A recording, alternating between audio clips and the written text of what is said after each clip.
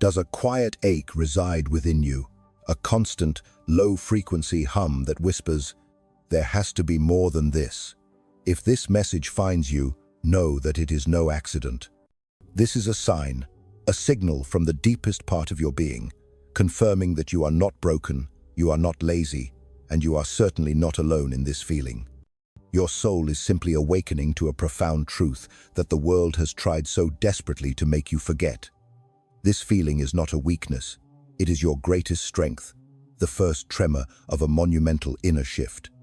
If these words resonate in the very core of your spirit, let the universe know by liking this video, subscribing to join this collective awakening, and sharing your journey in the comments below. Affirm, "I am ready to awaken," to anchor this new frequency. Imagine this: another day begins. The alarm clock, a shrill cry against the soft silence of your dreams. You move through the motions, the shower, the coffee, the commute, a ritual so practiced it requires no thought, only obedience. You arrive at your desk, a space where you exchange precious hours of your one sacred life for a number on a payslip. The work you do, the tasks you perform. You are skilled at them, trained for them, compensated adequately for them. On the surface, everything appears as it should. The people around you are not monsters. The office is not a war zone. Your boss is not a tyrant. There are no glaring, obvious reasons for the subtle feeling of suffocation that begins to creep in, a quiet dread that tightens its grip as the day wears on. By lunchtime, it's a familiar weight in your chest, a silent scream that something vital inside of you, something luminous and wild, is slowly, painstakingly being extinguished. Day by day, week by week, the light dims. You find yourself watching the clock far more than you watch your own progress, fantasizing not about promotions, but about simply walking away. You dream of doing anything else, being anywhere else. But you stay. You continue the cycle, because this is what you're supposed to do, isn't it? This is what it means to be a responsible adult in the modern world. But what if the problem was never you? What if your exhaustion, your apathy, your deep, unspoken disillusionment is not a sign of personal failure, but a sane and healthy response to an insane system? What if you are not unmotivated or lacking in discipline, but your soul is simply rejecting a reality that was never designed with its humanity in mind? We have been indoctrinated with a powerful story, a mass hypnosis that has spanned generations. We are told that relentless work is noble, that constant effort is the only path to success, and that pushing through discomfort is the very definition of character.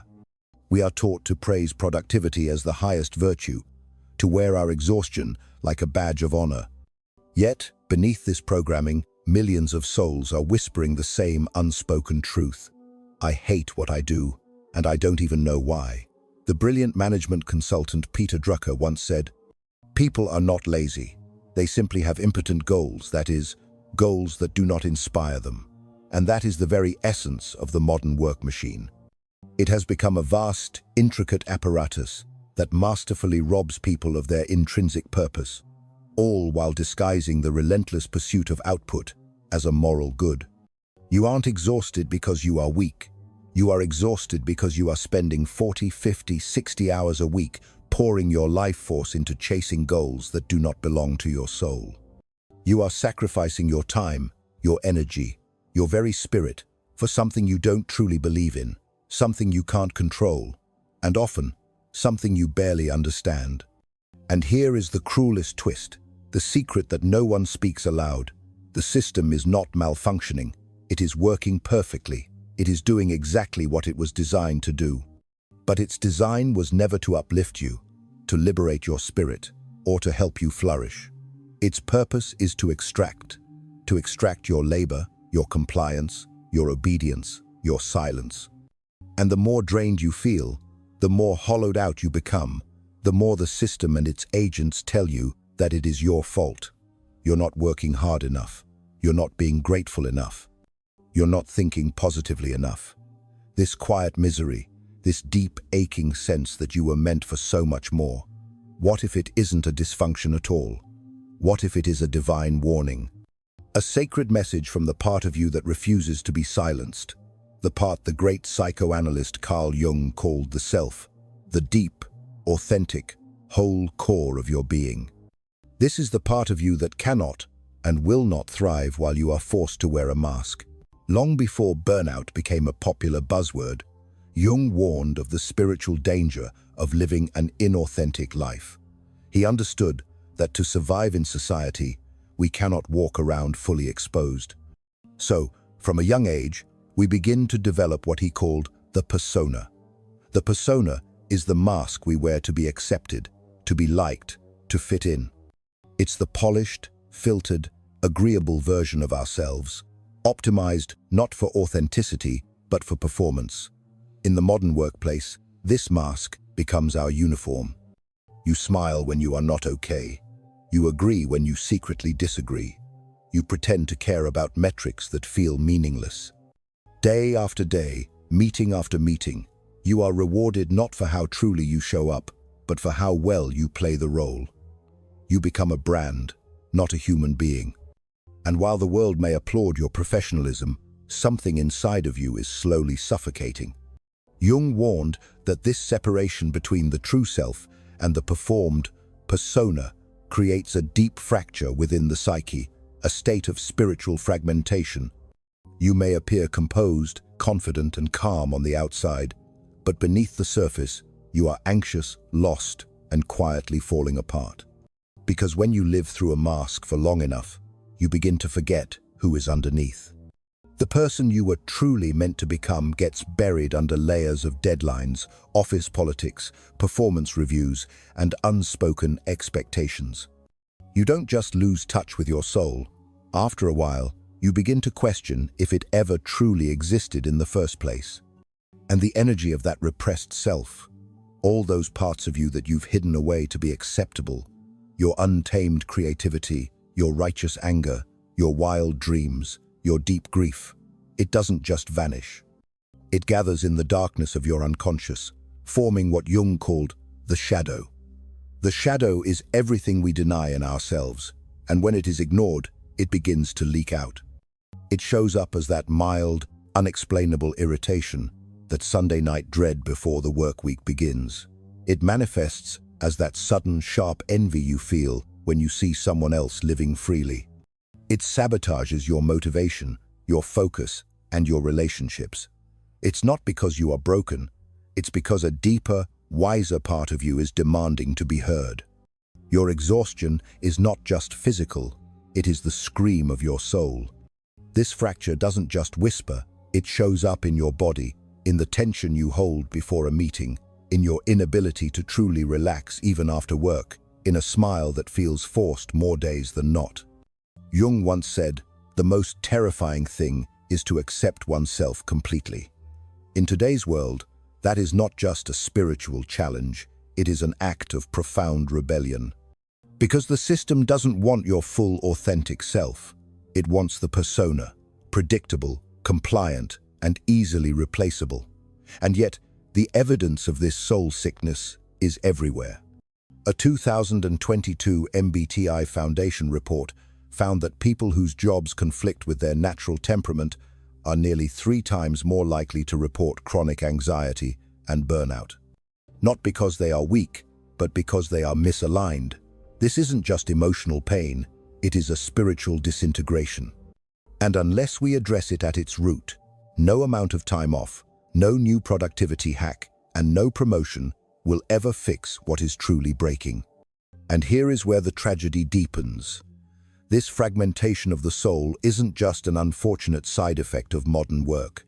It is baked into the very design of the system.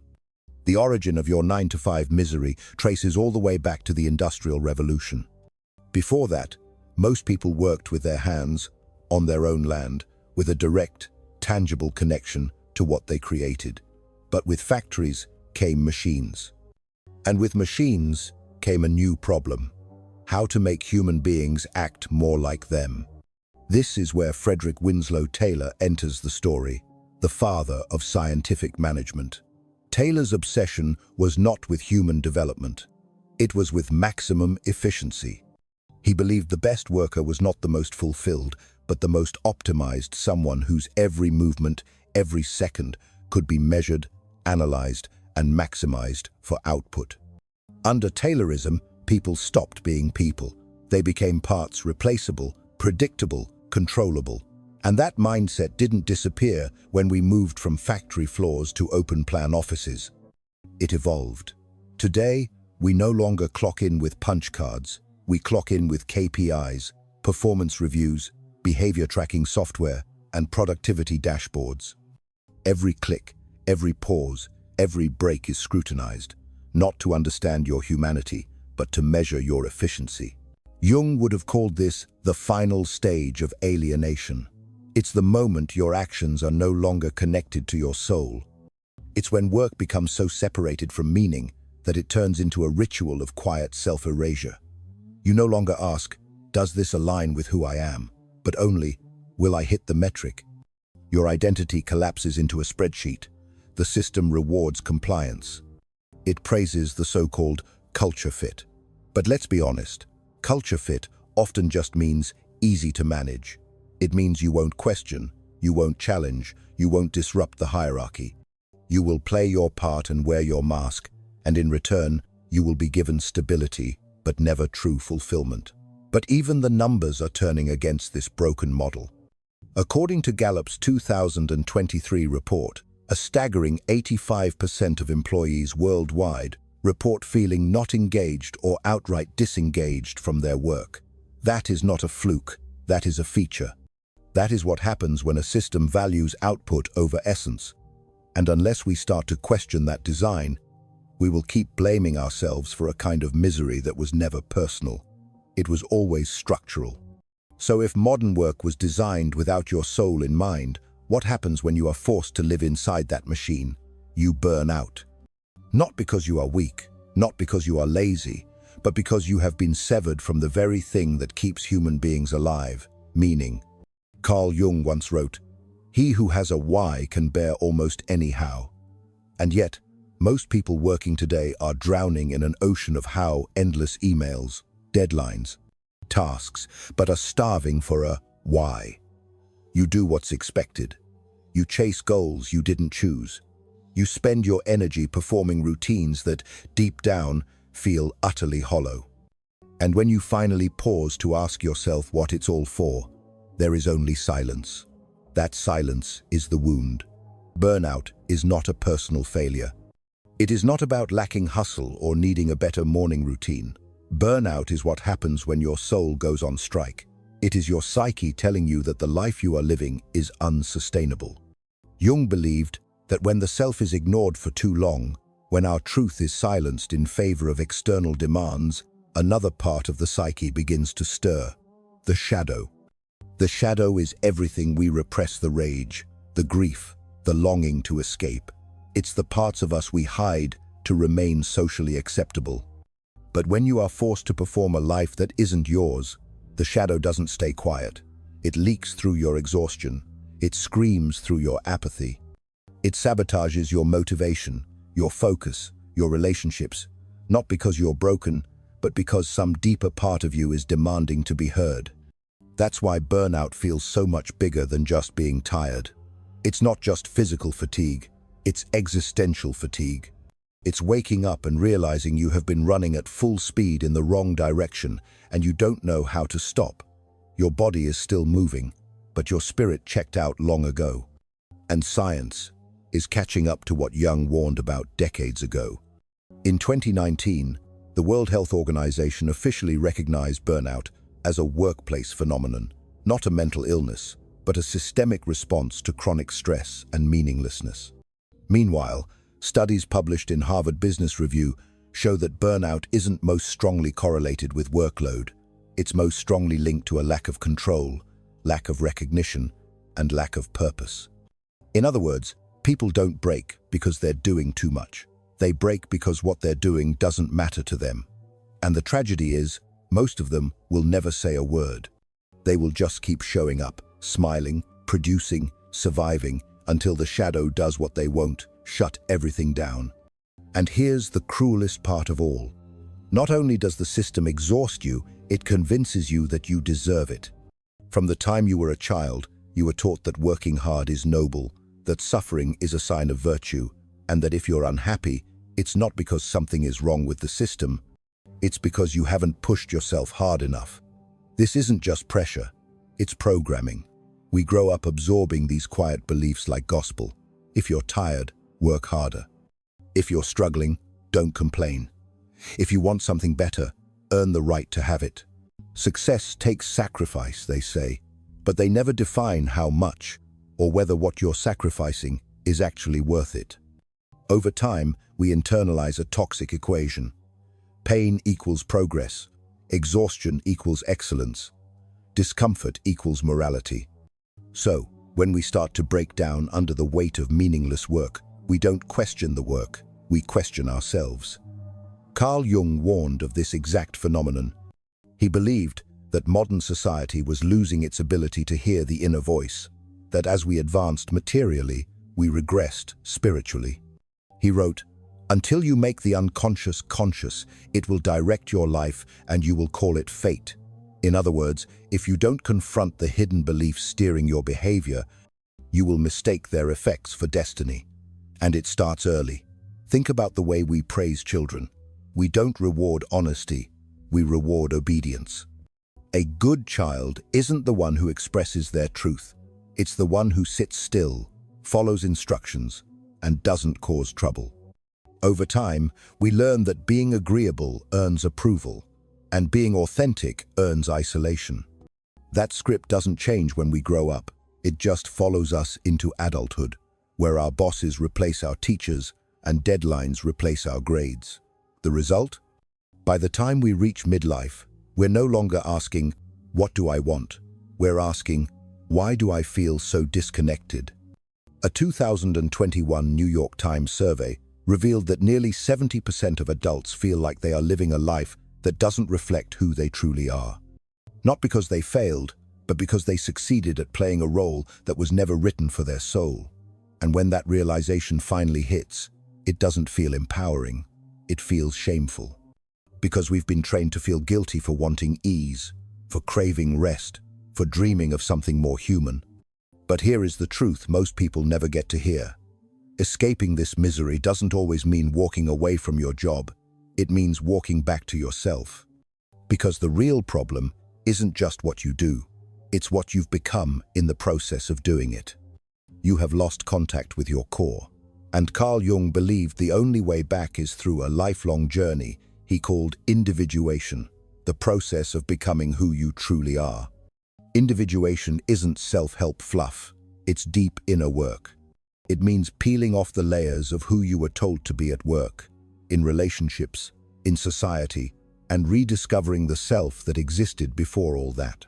It means you stop defining your worth by KPIs or performance reviews and start asking the deeper questions. What do I value? What do I want to build? What kind of energy do I want to bring into the world?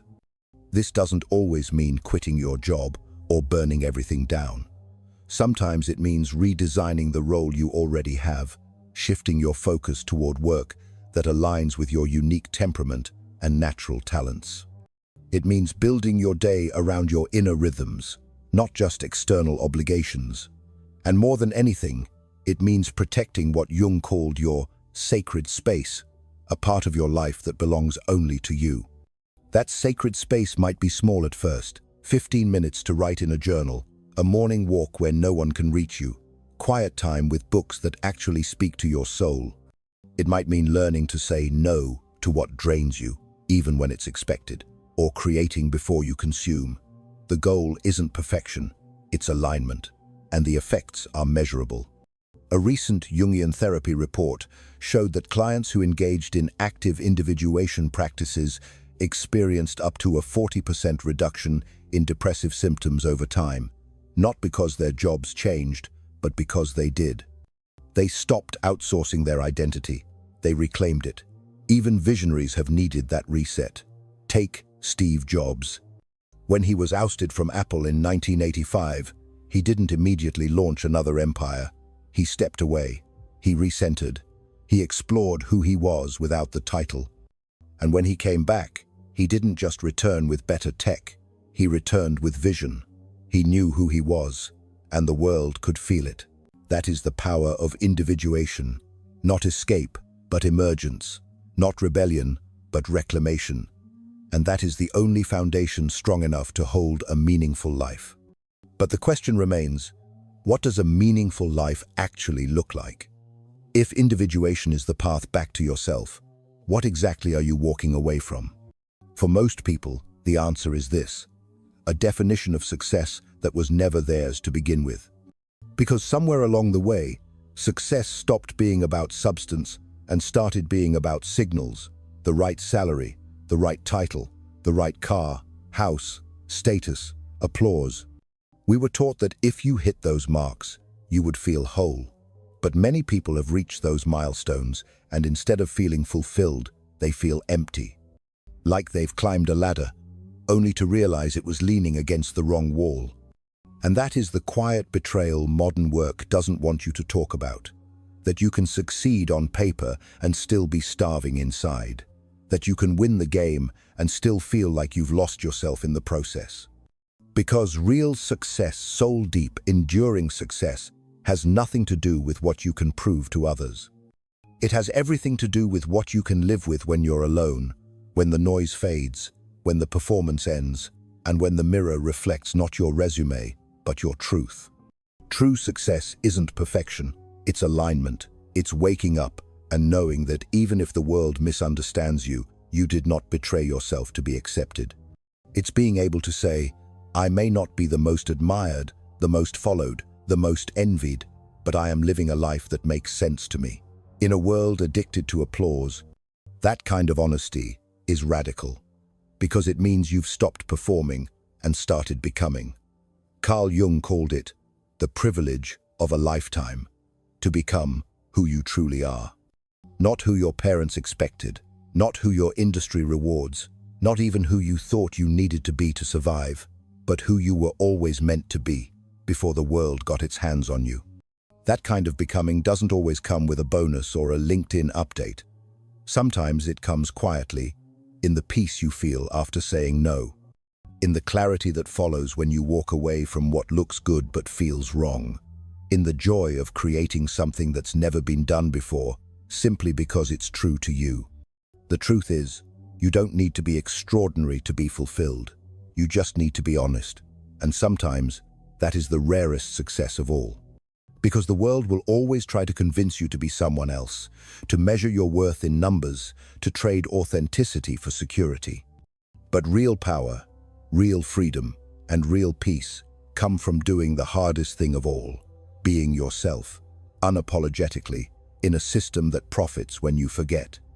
And if you have made it this far, if something inside you has been quietly nodding, aching, remembering, it's because part of you already knows. You were never the problem. Your fatigue is not failure. Your disillusionment is not dysfunction. It's awareness. It's an awakening. The moment your soul starts whispering, there has to be more than this. Because the truth is, you were never meant to fit perfectly into a system designed to flatten complexity, silence curiosity, and reward only conformity. You were meant to grow, to stretch, to evolve, not just upward, but inward. You were meant to ask deeper questions, to crave meaning, to feel things others may have numbed. That doesn't make you weak, it makes you awake.